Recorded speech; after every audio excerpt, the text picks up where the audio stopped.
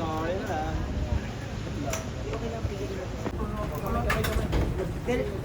Direct Daryl.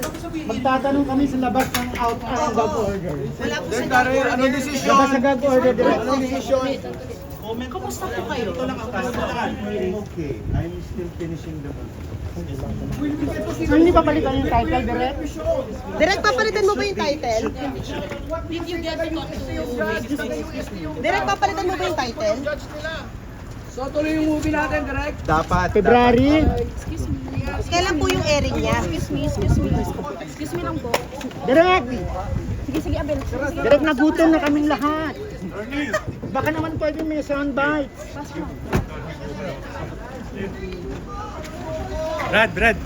O, lahat sila taga-UST ha? UST yan lahat. So,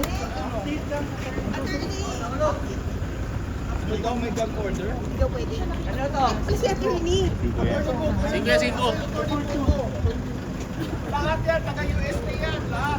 Wala na nga, kahit attorney umalis na. Total. So, Central Philippine University in Iloilo is 1902, dinala ng ang English dito. Si Rockefeller, alam mo yung gumawa ng Rockefeller Center sa University of Chicago 1892.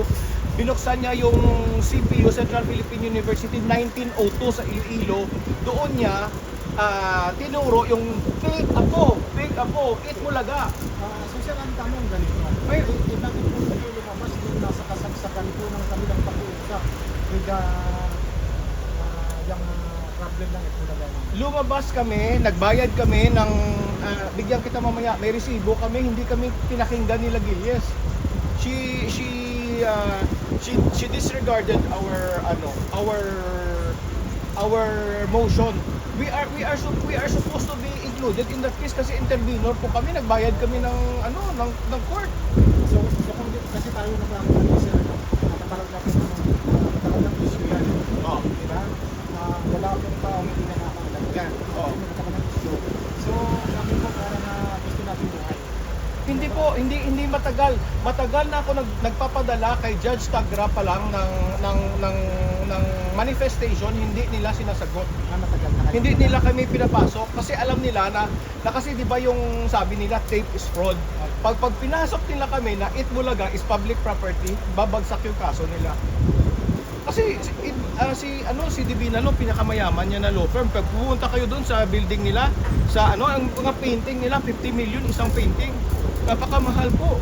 Sila ang nag-engineer ng Banco de Oro at saka yung Equitable Bank, PCI Bank, kalaban nila si Winston Garcia ng GSIS noong 1990s, doon sila yumaman. Oo, sanay sila sa gobyerno, sanay sila Sir, sir, bali yung occupation po natin, kayo po ay isang professor, is that? I am Victor Martin Soriano. I am famous for defeating Prince Harry and Meghan Markle for Archwell, and I am also famous for defeating Louis Vuitton Materiel Paris, SA Paris. Nanalo po tayo sa kaso dyan. So we are an expert in trademarks. Yes. Yeah, That's why. You mentioned the famous po, saan po napalabas siya o na-cover? Sa Sun. Chicago Sun. No, sa England, sa newspapers in England, in Great Britain. Can you take us back? Ano po yung naging laman ng mga naging kaso nyo? And I understand, of course, yung litigation fees and everything. How are you able to afford them? Yes, no, I'm. That's why I'm telling. I'm a small businessman, and that's why I'm doing deals with Attorney Fortun, no, Raymond Fortun, because ano yan, taga-UP yan sila eh. Yung Department of Justice natin, si Crispin Remulla is also from DOJ eh. Si Amy Marcos is also from UP Diliman eh, at saka si PBBM. So lahat ito, mga magkabarkada to. Eh ngayon, we have Divina Law who is a corporate predator, no? That is my opinion, ha? This is not libelous because that is an opinion. Ang nakita kong trend, bakit lahat ng mga kaso pumupunta sa justices or judges na mga taga-UST? Ito ngayon, UST din. Sir, ibig mo sabihin, isang buwan na nangyayari. Hindi naman, pero it is not good. Dapat mag-inhibit sila kasi pareho kayong faculty member. Kunwari, magkasama kayo sa faculty ng UST, tapos ikaw plaintiff ka o defendant ka, tapos ikaw dyan magkasama ka sa judge. The judge should inhibit herself. Sir, pero sila Tito Vic and Joey, na-meet nyo na personally? Yeah, I've met them here. I talked to Attorney Buko during the in Marikina. Ano sabi ni Attorney Buko? Sabi ko, Attorney Buko, yung target niyo naman talaga is trademark ng Itbulaga. Bakit yung final yung kaso hindi trademark? Sabi niya, hindi trademark dahil wala kaming trademark certificate. Hanggang ngayon wala silang trademark registration certificate. So if you do not have a trademark registration certificate, you cannot claim for the Itbulaga trademark. Dinaan nila sa copyright. Nag-file sila ng copyright through unfair competition at dinukot doon sa baba. That's wrong. Mali yun. Hanggang ngayon we are fighting for that sa Court of Appeals.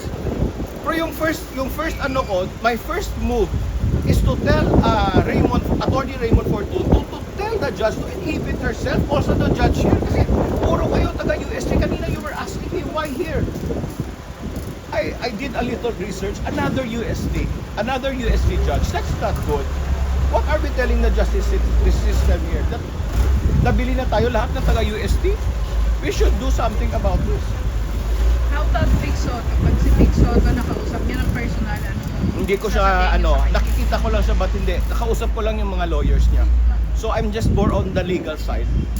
Pero pag nakausap niyo po siya ng personal, if ever, Hindi. Nothing about the case. Nothing about the case. Maybe I just ask him about showbiz kung ano yung minsan nag-vlog din ako. I just ask him about showbiz things, but I never ask them about legal. Kasi legal ito eh. This is very deep. Malalim po ito. What do you vlog about? I vlog about legal trademarks and copyrights. What's your channel po? Harbatera Law. But now I deactivated it because I'm involved in the I'm involved with Itbulaga, so that's why I deactivated it para hindi ako ma-subjudice. Pero ngayon okay subjudice actually. Hindi na ako ma-subjudice doon, pero basta ngayon naglabas ng desisyon ng judge, so I can talk about it. Sabi ko, Judge, mali ka. Why did you not have nagbayad kami tapos hindi nyo kami dininig. Yun pala siguro taga UST, di ba? Pero did you also take up law? No. I'm more of engineering in college. Engineering. Yes. So sir, Yeah. balikan po natin yung balikan natin yung Itbulaga. Yes, Sir, Itbulaga. ano po ang purpose nito? Ang purpose ko sa Itbulaga ay dapat ang Itbulaga ay magagamit ng lahat ng Pilipino. Kasi ngayon, pag binigay na ng korte yung Itbulaga kay Joey, ngayon pag nag-Itbulaga tayo, naglaro tayo ng luksong baka na may Itbulaga, madadali tayo dyan. Dahil pag-aari na nila. Hindi pwede, dapat pag-aari ng lahat ng Pilipino. May narinig po akong sinabi ninyo na hindi pa ako nagkakamali na may nag-aari po niya na sinasabi yung Itbulaga ay isang Tory national. Tama No, ba? ang nag-introduce sa Philippines. Nag-introduce. Yes. Ang nag-introduce sa Philippines, boy, ABS-CBN Iloilo, kasi si Lopez ay taga Iloilo sila. So yung may dyaryo sila dati at tapos yung Manila Chronicle sa kanila yun. Noong 1953, ginawa nilang television yung ABS-CBN, and then DZXL, yung Manila radio of ABS-CBN started this bulilit games. Yung mga bulilit na going bulilit, ganyan, may mga Itbulaga doon ng games. So siguro probably Joey as a disc jockey of ABS-CBN and employed by the Lopezes, probably he got the idea na ito, Itbulaga. Pero wala naman yung personal na galit dito sa Pilipinas. Wala po kasi po ang mga Ilonggo mayayaman dahil si Rockefeller itinatag ang University of Central Philippine University sa Iloilo. Kaya dati pag sinabi mo Ilonggo, lahat ng mga jewelries ba nila malalaki at saka mayayaman sila sa Forest Park. Karamihan mga Ilonggo dahil ang mga Rockefeller po ang nagtatag ng unang-unang universidad sa Iloilo at tinuruan kami mag-English doon. Kaya po ang Pilipinas ay naging English dati kasi nung kapanahunan ni Asyong Salonga, right after the war, inano yan ni Erap Estrada, he played Asyong Salonga. pag tinignan nyo yung mga court documents, it is all in Spanish. During that time, we were still communicating in Spanish, but when the Americans came over in 1902, nung binili nila yung sa Espanya, yung Pilipinas, nagiging English na tayo. Sa English po, kasama sa English language, yung Peekaboo, which is Itbulaga. So hindi pwede ni Joey maano yan. Yes. Speaking of mayaman, yung mga Ilonggo, naniniwala po ba kayo sa Talyano po? Hindi ako I'm not so sure about that. But what I know is that the Philippines has only two party, Liberal Party at saka Nationalista Party. Yung Nationalista Party pag-aari ng ABS-CBN at saka Meralco. Yung Liberal Party pag-aari ng Araneta, Cubao. Kasi dati RCA yan Radio Corporation of America. Doon sa Amerika, yung alam mo yung Rockets, yung